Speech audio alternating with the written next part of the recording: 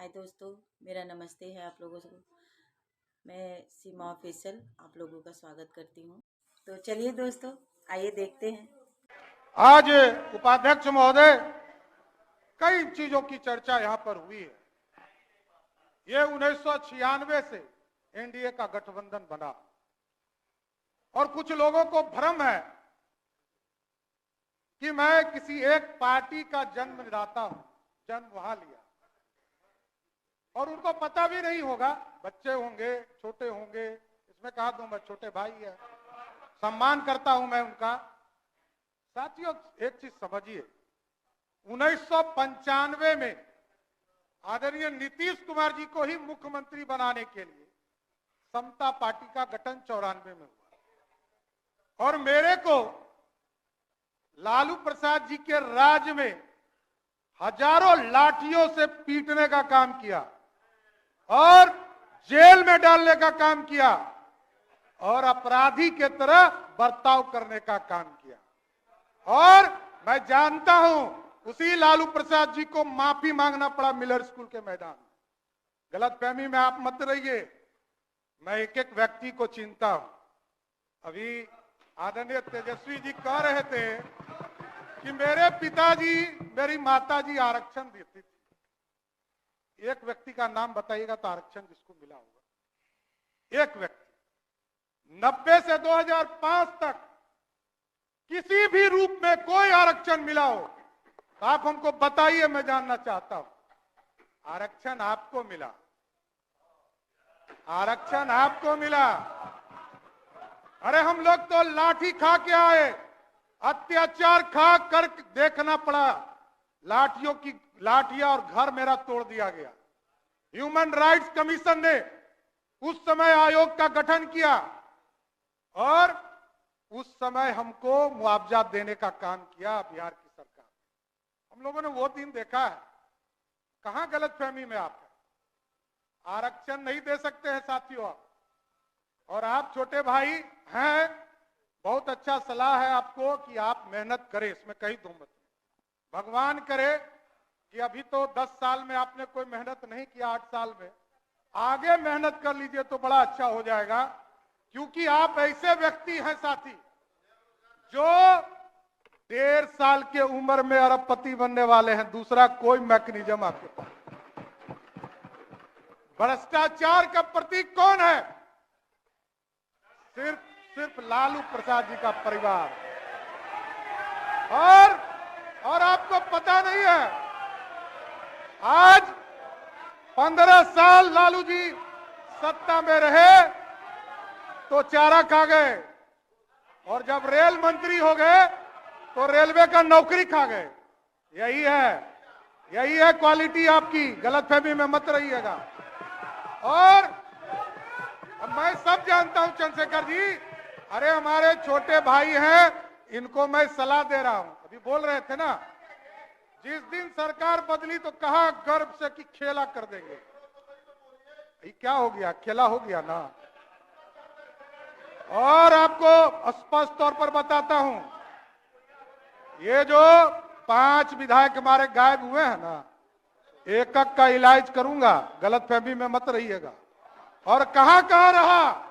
यहां तो सदस्य ने ही कहा कि हमरे लोग खाना हमरा खाए, और आज विधानसभा आ गए। आप हमको लोकतंत्र सिखाइएगा। लोकतंत्र लूट रहे थे आप, पिछले 1 सप्ताह से लूटने का काम कर रहे थे और आप हमको सिखा रहे हैं।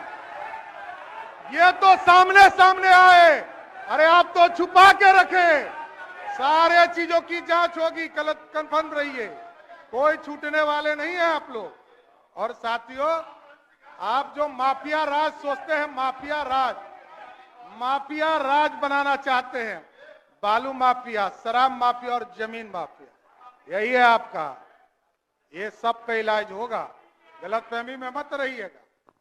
और हम लोग कह रहे थे भाई साहब हमारे कि लालू जी का परिवार कभी डरेगा नहीं। अरे आपके पिताजी को मुख्यमंत्री बनाने वाला भाजपा है। गलतफहमी में मत रहिए। 39 विधायकों का समर्थन था, तब मुख्यमंत्री बने, नहीं तो आप कहां थे? अरे आप कहां थे? आप समझिए, मैं ये कह रहा हूं कि लालू जी भी मुख्यमंत्री बने, आदरणीय नीतीश कुमार जी उस समय उनके चाणक्य हुआ करते थे। लालू जी को यदि नीतीश जी का साथ नहीं होता तो मुख्यमंत्री बने होते क्या? लेकिन एकदम स्पष्ट रहिए, सीबीआई हमने नहीं खिलाया है।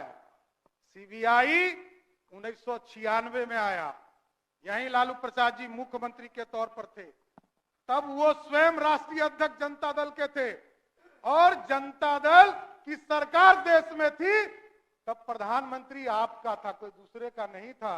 तब से आप जेल जा रहे हैं, कोई नया काम नहीं हो रहा है। इसलिए ये तो आपका सर्टिफिकेट है।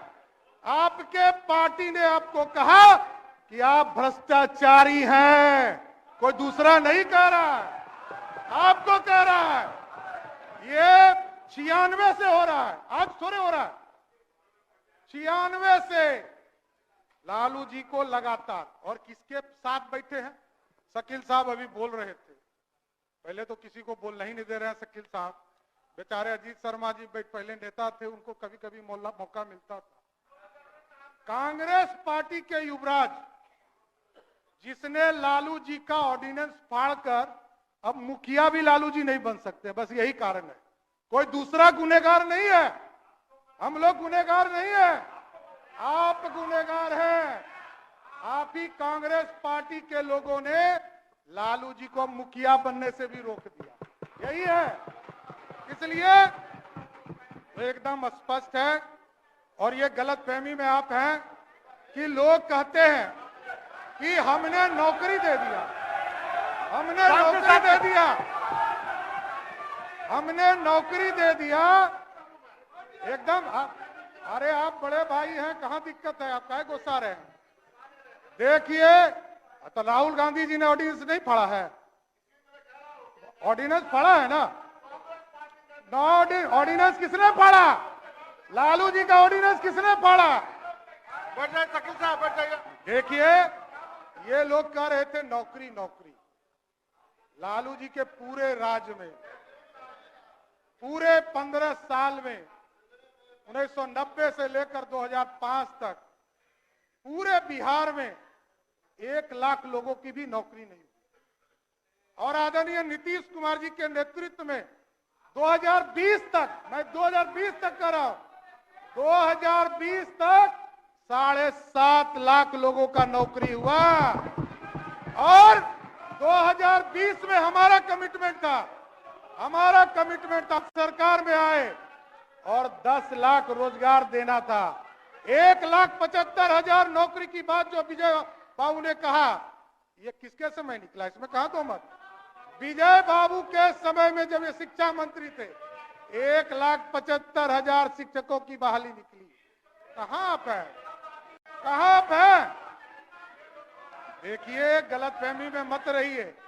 अभी तो देखिए कितना शुभ है कि अभी उपाध्यक्ष महोदय मैं कंक्लूड करता हूं, लेकिन मैं ये एक शुभ लक्षण बताना चाहता हूं कि वित्त मंत्री के तौर पर आदरणीय मुख्यमंत्री जी ने हमें बनाया। उप मुख्यमंत्री के तौर पर पहले लक्ष्य था 1,02,000 करोड़ रुपया भारत सरकार से मिलने वाला था 2023 और 24 के वित्तीय वर्ष में, और अभी इस मार्च तक का लक्ष्य बदलकर 1,11,000 9,000 करोड़ रुपया ऑटोमेटिक बढ़ गया बिहार के लिए।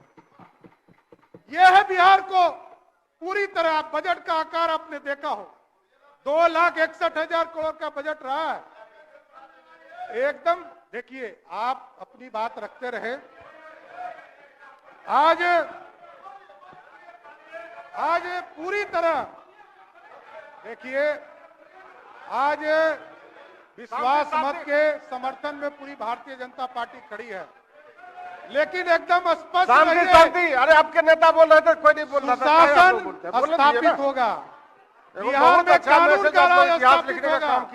और ये जो गुंडागर्दी हुआ है ना, एक एक विभाग का फाइल खुलेगा और सबकी जांच कराने का काम किया जाएगा। मैं जानता हूं क्या भ्रष्टाचार हुआ है, ये सब पता चलेगा।